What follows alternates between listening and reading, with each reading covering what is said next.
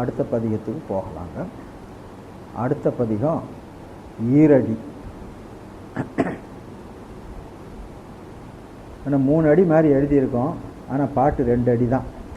அதை பார்த்து கொள்ளுங்க. வரமதே கொளா உரமதே செய்யும் புறமெரித்தவன் பிரம நற்புறத்து அரணன் நாமமே பரவுவார்கள் சீர் விரவு நீள் புவியே. வரமதே கொளா என்பது ஒரு வரி, அரணன் நாமம் என்பது ஒரு வரி. வரமதே கொளா உரமதே செய்யும், அப்புறம் மடித்து போட்டுக்குப்பாங்க, புறமெரித்தவன் பிரம நற்புறத்து, அது வரையிலும் ஒரு வரி. முதல் வரி ரொம்ப நீளமாக இருக்கும், 2வது வரி குறுகியதாக இருக்கும். அரணன் நாமமே பரவுவார்கள் சீர் விரவு நீள் புவியே. இந்த பதிகமும் தலத்தின் பெயருக்கு தகுந்தாற் போல சீர் எடுத்துக்கொள்ளப்பட்டிருக்கிறது. அதை பார்த்து கொள்ளுங்க. பிரமபுரம் என்று தலத்தின் பெயர் இல்லைங்களா, அதனால வரமதே கொளா என்று எடுத்திருக்கிறார். அப்படி எடுத்தால் தான் வரும். இதுதான் செய்யுள் நெறியில கவுட நெறி என்று சொல்றது. என்ன சொல்ல வைத்து பாட வேணுமோ அதுக்கு தகுந்தாப்புல எதுக்கு எடுக்கணும். வயதிருப்பு நெறின்னா எப்படி எடுக்கிறோமோ அப்படி எடுக்க வேண்டியது தான். வழியில் ஏதாவது சொல்லு வந்தால் நம்ம சொல்ல பிரிச்சியோ அல்லது அடைமொழி சேர்த்தோ எப்படியோ வைத்துக்கொள்ள வேண்டும். இந்த மாதிரி பாடுறதுக்கு கவுட நெறி அப்படின்னு பேர். அடுத்த பாட்டு பாருங்க. வேணு நற்புறம் வேணுபுரம் சேணுலாம் மதில்னு பாட்டை தொடங்குறார். அதுக்கடுத்து புகழி அகலமார் என்று தொடங்குறார். அப்போ அந்த தலத்தின் பெயர் எப்படி இருக்குதோ அதுக்கு தகுந்தால பாட்டை தொடங்குறது. இந்த பதிகம் ஒரு தனித்தன்மையுடைய பதிகம். இந்த பதிகத்தில் திருஞான சம்பந்தமூர்த்தி சுவாமிகள் சில செய்திகளை நமக்கு கொடுத்திருக்கிறார். அது என்னென்ன அப்படிங்கிறது பார்க்கலாம். முதல்ல 3வது பாட்டில் இருக்கிற அகில நாயகன் என்று எடுத்துக்கொள்வார். சிவபெருமானாவான், அதாவது இறைவனாவான் யார் அப்படிங்கிறத 3வது வரியில் 3வது பாட்டில் குறிக்கிறார், அகில நாயகன் என்று.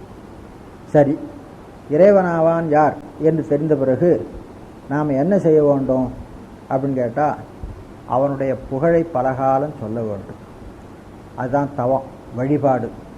அதை கற்றல் நற்றவம் கற்றல் நற்றவம் என்று சொல்லியிருக்கிறார். அடுத்தபடியா அந்த வழிபாட்டினாலே நமக்கு என்ன பயனையா கிடைக்கும் அப்படின்னு கேட்டால் வினை துன்புறுத்தா. அப்புறம் அவர் தூமதியினர் ஆவார். தூமதி தூய அறிவு, வாலறிவுன்னு சொல்கிறோம் இல்லைங்களா. வாலறிவு என்பது சிவஞானத்துக்கு பேர். அவனுக்கு வாலறிவன்னு பேர். முழு ஞானமயமாக இருப்பவன். அவனாலே பெறுகிற அறிவு வாலறிவு. அந்த வாலறிவு தான் இங்கே தூமதி அப்படின்னு. அப்போ வழிபாட்டினாலே பெறக்கூடியது சிவஞானம். சரி, சிவஞானம் எதற்காக அப்படின்னு கேட்டால் சித்தி பெறுவதற்காக. அதை பெற்றவர் சித்தி பெற்றவரா. சித்தி என்பது முத்தி தான். அது நாம் பாஷ்யத்தில் படிச்சிருக்கிறோம். பல வகையான சித்திகள் எழுதி சித்தி என்பது இந்த இடத்துல முத்தி. முத்தி முத்தி என்பது பரமுத்தி வேறு, அதுவல்லாத சித்தி பெற்றவர். அடுத்தது அவருடைய புகழ் உலகிலே பரவும், புகழ் பரவும். அந்த புகழை நீங்கள் புகழ்ந்து சொல்லுங்கள். யாரு? அவனை வழிபட்டு தூமதி பெற்று சித்தி பெற்றவருடைய புகழை நீங்கள் புகழ்ந்து சொல்லுங்கள். அவருடைய குணங்களை உயர்த்து கூறுங்கள். அப்போ இறைவனை வழிபடுவது ஒரு வழிபாடு, இறைவன் அருள் பெற்றவர்களை வழிபடுவது ஒரு வழிபாடு.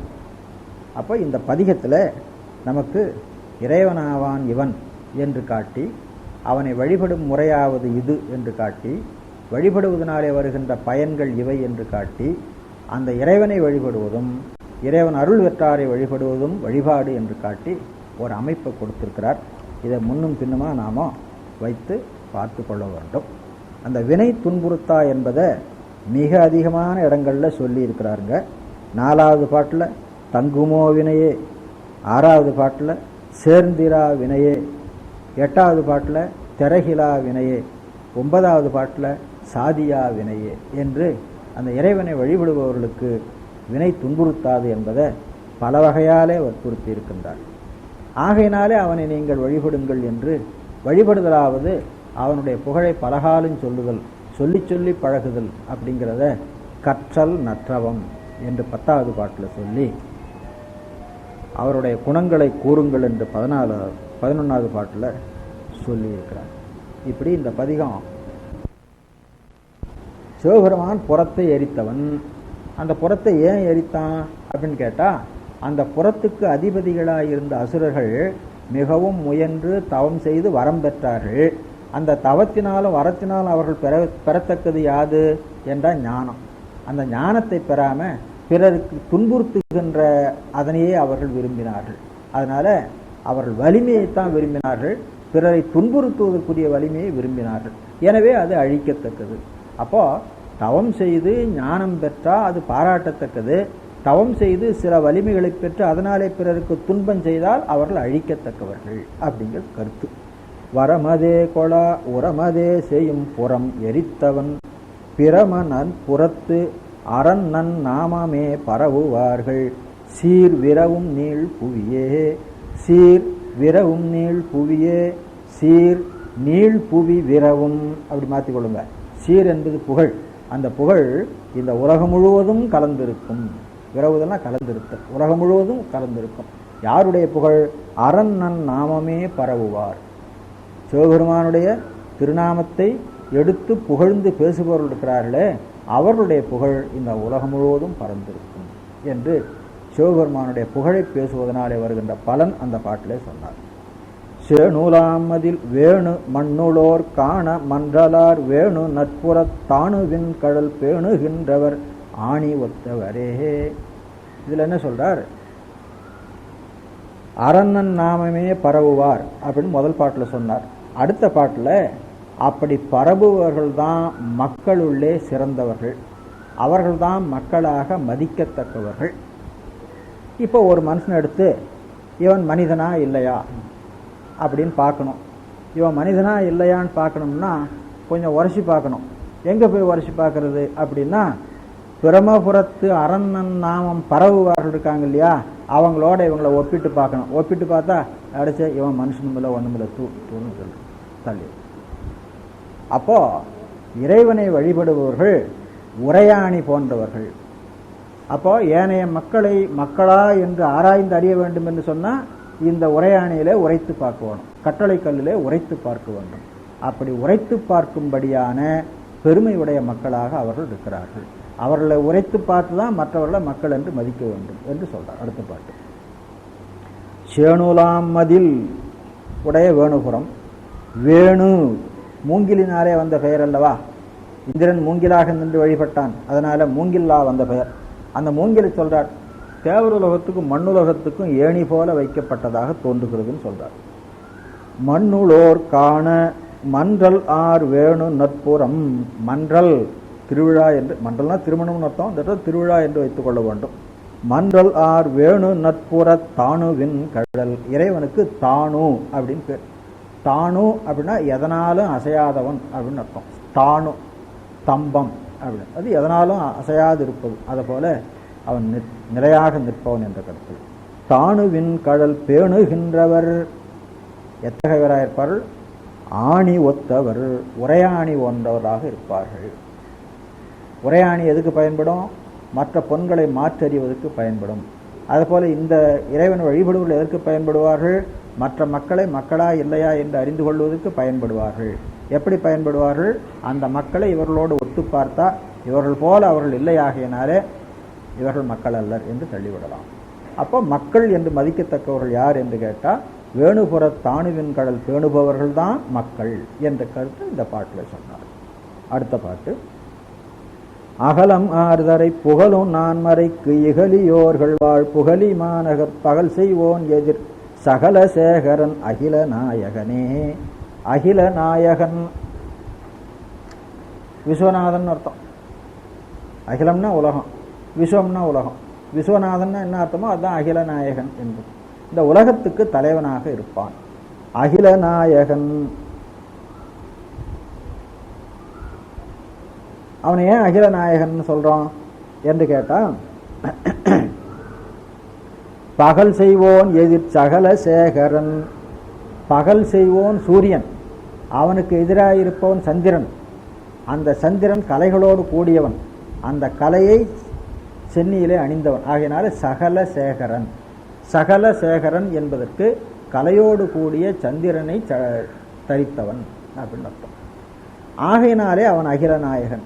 சந்திரனை தரித்ததனால அகிலநாயகனாக ஆகிவிடலாமோ அப்படின்னு கேட்டால், சந்திரனுக்கு வந்த குறையை வேறு யாராலும் தவிர்க்க முடியவில்லை. அவனை சரண் என்று அடைந்த பொழுது அவனை தலையிலே எடுத்து வைத்து நீ குறைவின்றி இருப்பாயாக என்று அருளினான். அவனை போல அருள வல்லவர் வேறு ஒருவரும் இல்லை என்று சொன்னால் அவன்தானே அகிலநாயகன். அவனை விட்டு வேறு ஒருவரை அகிலநாயகன் என்று சொல்ல முடியுமோ?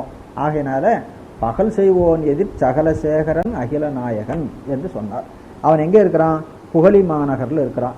அந்த புகழி மாநகர் எத்தகையது என்று கேட்டால், நான்மறைக்கு இகலியோர்கள் வாழ் புகழி மாநகர். நான்மறைக்கு இகலியோர்கள், இகழுதல்னா மாறுபடுதல், பகைத்தல் அர்த்தம். அப்போ நான்மறையை பகைத்து கொண்டவர்கள் அங்கே வாழ்கிறார்களோ? அப்படி அர்த்தம் பண்ணப்படாது. அப்போ எப்படி அங்கே அர்த்தம் பண்ணுறது அப்படின்னு கேட்டால், நான்மறைக்கு இகலியோர்கள் அப்படின்னா, நான்மறையிலே வல்லவன் என்று அவனாவது வந்தால் உன்னுடைய வல்லமை எவ்வளவு பெரிதாக இருக்கிறது பார்க்கலாம் அப்படின்னு அவனை வாதம் போடுவார்கள். வாதம் செய்து இவர்கள் வெற்றி பெறுவார்கள். அப்படி வெற்றி பெறுகின்ற அந்தணர்கள் வாழ்கின்ற புகழி. அப்போ நான்மறையில் வல்லவர்கள் என்று யாரேனும் வந்தால் அவர்களுடைய வன்மை இத்தகையதென்று கண்டறியும் பொருட்டு அவர்களிடத்து வாதிட்டு வெற்றி பெறுகின்ற அந்தணர்கள் வாழ்கின்ற புகழி. அதுதான் நான்மறைக்கு இகலியோர் அப்படின்னு சொன்னார். பாருங்க. அப்புறம் அந்த நான்மறைக்கு அடைமொழி போடுறார். அகலும் ஆறுதரை புகழும் நான்மறை. அகலம் பொருந்திய உலகம், தரை உலகம். அகலம் ஆறு தரை, அகன்ற இடத்தை உடைய இந்த உலகத்திலே புகழும் உயர்த்தி சொல்லப்படுகின்ற நான்மறைக்கு இகலியோர்கள் வாழ்கின்ற புகழி மாநகர். அந்த புகழி மாநகரில் இருக்கின்ற சகலசேகரன் அகிலநாயகன் என்று இவன்தான் இறைவன் என்பதை இந்த பாடலிலே சொன்னார். முதல் பாடலில் இறைவனை வழிபடுவர்களுடைய புகழ் உலகத்திலே பரவும் என்று சொன்னார். அவர்கள் ஆணி ஒத்தவர் என்று சொன்னார். அவர்களால் பரவப்படுகிற இறைவனாவான் இவன் என்று இந்த மூணாவது பாட்டில் சொன்னார். அடுத்த பாட்டில் துங்கமாகரி பங்கமா ஆடும் செங்கையான் நிகழ் வெங்குருத்திகள் அங்கனானடி தங்கையால் தொழ தங்குமோ வினையே. இறைவனை வழிபட்டால் வினை தங்காது அப்படின்னு சொன்னார். புகழிமாநகர் வெங்குருத்திகள் அங்கனான். அங்கனான் அழகிய கண்ணுடையவன், அருளுடைய கண்ணுடையவன் அர்த்தம் அங்கனான் என்பதற்கு. அங்கனான் அடி தம் கையால் தொழ தங்குமோ வினையே. வினை தங்குமோ என்பதற்கு தங்காது என்பது பொருள். சரி, அவன் யானை உரி வரலாறு இங்கே சொல்லுகிறார். துங்க மா கரி பங்கமாகும்படியாய் அடும் கொல்லுகின்ற யானையை கொன்ற செங்கையான் அவன் நிகழ்கின்ற வெங்குரு என்று யானை உரி போர்த்த மூட்டி நினைத்து இந்த பாட்டை பாடினார். அடுத்த பாட்டு காணி ஒன்பொருட் கற்றவர்க்கு ஈகை உடைமையோரவர் காதல் செய்யும்னர் தோணி வன்புறத் தாணி என்பவர் தூமதியினரே. இந்த பாட்டில் தோணி வன்புறத்து ஆணி என்பவர், தோணி வன்புறம் என்று பெயரை உடைய சீர்காழியிலே எழுந்தருளியிருக்கின்ற இறைவனை ஆணி, ஆணிப்பொன் போன்றவன் என்று புகழ்ந்து வழிபடுபவர்கள் இருக்கிறார்களே, அவர்கள்தான் தூமதியினர், தூய ஞானம் பெற்றவராக ஆவார். அப்ப இறைவனாவான் இவன் என உணர்ந்து வழிபடுகிறார்கள். ஆகையினாலே அவர்கள் தூய ஞானம் பெற்றவர்களாக ஆவார்கள் என்று சொன்னார். அந்த தோணிபுரத்துக்கு அடைமொழி சொல்றார். காணி ஒன்பொருள் கற்றவர்க்கு ஈகை உடைமையோர் அவர் காதல் செய்யுங்கள் தோணிபுரம். மேலே பாட்டில் நான்மறைக்கு இகலியோர் வாழ்கின்ற புகழி அப்படின்னு சொன்னார். இந்த பாட்டில் மேலே பாட்டில் சொன்னது அவருடைய அறிவு வளம் சொன்னார். இந்த பாட்டில் அவருடைய பண்பு சொல்லுகிறார். கற்றவர்களுக்கு நிலம் கொடுப்பார்கள், பொருள் கொடுப்பார், கொடையிலே சிறந்தவர்கள் என்று சொல்லுகிறார். இதுக்கு முன்னையும் பல இடத்துல சீர்காழி நகரத்து மக்களுடைய கொடை சிறப்பை பற்றி அவர் பாடியிருக்கிறார். காணி, காணி என்பது நிலம், ஒன் பொருள் ஏனைய பொருள்கள், கற்றவர்க்கு ஈகை உடைமையோர் கல்வியிலே சிறந்தவர்களுக்கு. அப்போ மேலே பாட்டையும் சேர்த்து பார்த்து கொள்ளுங்க. வேதத்திலே வல்லவன் எவனா ஒருத்தன் வந்தான், அவனுடைய வலிமையை இவர்கள் சோதிப்பதற்காக வாதிட்டு வென்றார்கள். அதில் அவன் உயர்ந்தவனாக இருந்தால் அவர்களுக்கு எல்லா பரிசுகளும் கொடுப்பார்கள். காணி ஒன்பொருள் கற்றவர்க்கு ஈகை உடைமையோர் அவர் காதல் செய்யும் அன்பு செய்து வாழ்கின்ற நல் தோணிபுறத்து ஆணி என்பவர் தூமதியினரே. அடுத்த பாட்டு. ஏந்தராவெதிர் வாய்ந்த நுண்ணிடை பூந்தன் ஓதியால் சேர்ந்த பங்கினன் பூந்தராய் தொழும் மாந்தர் மேனி மேல் சேர்ந்திராவினையே. பூந்தராய் என்ற பெயரை வைத்துக்கொண்டு பூந்தராய் தொழும் மாந்தர் மேல் வினை சேர்ந்து இரா. தங்குமோ வினையை நாங்கள் சொன்னார் பாருங்க, அதே தான், வினை சேர்ந்திரா. சரி, அவன் யாரு என்று கேட்டா, பூந்தன் ஓதியால் சேர்ந்த பங்கினன். பூன் தன் ஓதி, ஓதினா கூந்தல், பூ அணிந்த கூந்தல், குளிர்ந்த கூந்தல். பூந்தன் ஓதியால் சேர்ந்த பங்கினன், ஒரு பாகத்திலே சேர்ந்திருக்கப்பட்டவனாகிய சிவபெருமான். அதுக்கு மேல அந்த உமையம்மைக்கு சொல்லார், ஏந்து அரா எதிர் வாய்ந்த நுண்ணிடை. அரா பாம்பினை ஒத்த நுண்ணிடை, அவ்வளவுதான் அதுக்கு சுருக்கமான கருத்து. ஏந்து அரா எதிர் வாய்ந்த, எதிர் வாய்ந்த என்பது ஓமை, நுண்ணிடை. அராவை போன்ற நுண்ணிடையை உடையவளும் பூந்தன் ஓதியை உடையவளுமாகிய உமையம்மை சேர்ந்த பங்கினன் அவனை தொழும் மாந்தர் மேல் வினை சேர்ந்திரான்னு சொன்னார். அடுத்த பாட்டு. சுரபுரத்தினை துயர் செய் தாரகன் துஞ்ச வெஞ்சின காளியை தரும் சிரபுரத்துளோன் என்ன வல்லவர் சித்தி பெற்றவரே. சிரபுரத்துளோன் என்று அந்த இறைவனை சொல்ல வல்லவர்கள் சித்தி பெற்றவராக ஆவார்கள். காளியை தரும் சிரபுரம். காளி எத்தகையவள்? வெஞ்சின காளி. அந்த வெஞ்சின காளியை அவன் ஏன் தோற்றுவித்தான் அப்படின்னு கேட்டா, தாரகன் துஞ்சும்படியாய், தாரகன் என்னும் அசுரன் துஞ்சும்படியாய் காளியை தோற்றுவித்தவன். தாரகன் என்னும் அசுரன் ஏன் துஞ்ச வேண்டும்? அவன் சுரபுரத்தினை துயர் செய்தவன். சுரபுரம் தேவர்கள் வாழ்கின்ற இடம். தேவர்கள் வாழ்கின்ற இடத்தை துன்பம் செய்தவனாகிய அந்த தாரகன் என்னும் அசுரனை அழிப்பதற்காக காளியை தோற்றுவித்தவன். அத்தகைய இறைவனை சொல்லுபவர்கள், புகழ்ந்து பேசுபவர்கள் சித்தி பெற்றவராக ஆவார்கள். அடுத்த பாட்டு. உறவுமாகி அற்றவர்களுக்கு மாநிதி கொடுத்து நீள் புவி இலங்கு சீர் புறவ மாநகர்க்கு இறைவனே என தரகிலாவினையே. புறவ மாநகர்க்கு இறைவனே என்று சொன்னா வினை அவர்களை தெருதல் செய்யாது. தரகிலா, தெருதல்னா துன்புறுத்தல், அழித்தல் அப்படின்னு அர்த்தம். வினை அவர்களை அழிக்காது.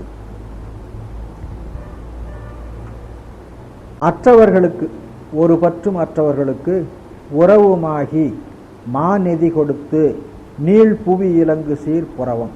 மேலே கற்றவர்க்கு காணியும் ஒன்பொருளும் கொடுப்பாருன்னு சொல்றாங்க இல்லையா, அதை போல இங்க அற்றவர்களுக்கு, கற்றவர்களுக்கு கொடுத்தீங்க, ஒரு பற்றும் இல்லாம வர்றாங்க இல்லையா, அவங்களுக்கு என்ன கொடுப்பீங்க? அவர்களுக்கும் கொடுப்போம்.